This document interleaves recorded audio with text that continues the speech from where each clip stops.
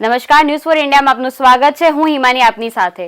દેશભરમાં ગણેશોત્સવની ઉજવણી કરવામાં આવી રહી છે, ત્યારે ગણેશ ચતુર્થી નિમિત્તે ભારતભરના મંદિરો ગણપતિ બાપ્પા મોર્યાના નાદથી ગુંજી ઉઠ્યા હતા।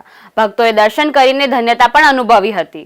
દર વર્ષે ભાદ્રપદ મહિનાની શુક્લ પક્ષની ચતુર્થી તિથિએ ગણેશ ચતુર્થીનો તહેવાર દેશભરમાં ખૂબ જ ધામધૂમથી ઉજવવામાં આવે છે। ગણેશોત્સવ દેશભરમાં ધામધૂમથી ઉજવવામાં આવે છે તો ગણેશ ચતુર્થીથી જ શરૂ થાય છે અને અનંત ચતુર્દશી સુધી ચાલે છે। તો આપણે આજે 10 અલગ અલગ થીમ પર બિરાજ બાપ્પાના દર્શન કરીશું।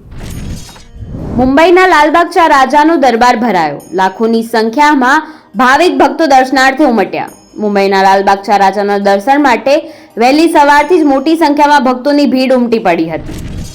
ગણેશ ભક્તિમાં લીન થયો અંબાણી પરિવાર। દર વર્ષની જેમ આ વખતે પણ અંબાણી પરિવારે એન્ટિલિયાના રાજાનું સ્વાગત કર્યું। અનંત અને રાધિકા પણ તેમના પ્રથમ ગણેશોત્સવ પર બાપ્પાની ભક્તિમાં ડૂબેલા જોવા મળ્યા।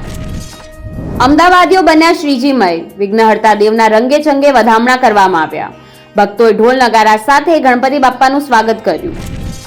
ગણેશોત્સવને લઈને ગુજરાતભરના ભક્તોમાં અનેરો ઉત્સાહ છે। નહેરુનગર વિસ્તારમાં આવેલ અમદાવાદ કા રાજાની સવારી વિન્ટેજ કારમાં કરવામાં આવી। ભક્તોએ ઢોલ નગારા સાથે બાપ્પાનું સ્વાગત કર્યું।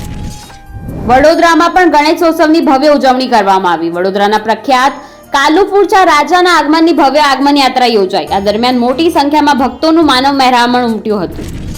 વડોદરામાં રામલલ્લાના અવતારમાં ગણપતિ બાપ્પાનું સ્થાપન કરવામાં આવ્યું અને ફટાકડા ફોડીને બાપ્પાનું ભવ્ય સ્વાગત કરવામાં આવ્યું।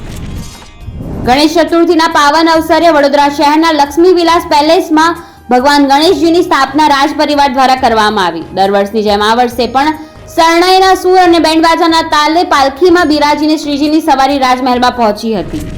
સુરતના લાલ દરવાજા વિસ્તારમાં ઇકો ફ્રેન્ડલી ગણેશજીની મૂર્તિ બની આકર્ષણનું કેન્દ્ર। સુરતના લાલ દરવાજા વિસ્તારમાં 100% ઇકો ફ્રેન્ડલી ગણેશજીની મૂર્તિની સ્થાપના કરવામાં આવી છે। વૃક્ષની છાલમાંથી બનાવેલા ગણેશજીની મૂર્તિ મંત્રમુગ્ધ કરનાર છે। અબડાસા તાલુકાના નલિયા ખાતે શ્રી ગોલ્ડન જ્યુબિલી 51માં ગણેશ મહોત્સવનું આયોજન કરવામાં આવ્યું।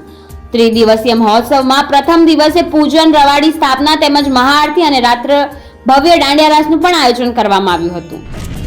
અબુધાબીમાં હિન્દુ મંદિરમાં ગણેશ ચતુર્થીના તહેવારની ખૂબ જ ઉત્સાહ સાથે ઉજવણી કરવામાં આવી। BAPS હિન્દુ મંદિર ખાતે ભગવાન ગણેશના જન્મની ઉજવણી નિમિત્તે અનેક કાર્યક્રમોનું આયોજન પણ કરવામાં આવ્યું હતું।